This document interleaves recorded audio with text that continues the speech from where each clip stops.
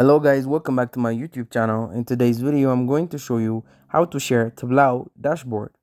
So I'm over here in the home page in Tableau, and there's actually two ways in order to share your dashboard. So the very first one is by simply being here in a home section. So here we have three dots where you can click on, and here we can see a share button. If you click on share here, we have to enter a username or copy this link and then send it over to anybody pretty much, then they'll be able to view it. So let's just wait for this to load. And here we go. They will be able to view all of this now. The other method is by simply opening your dashboard first, and then here you can either select this or you can just click on a different section over here.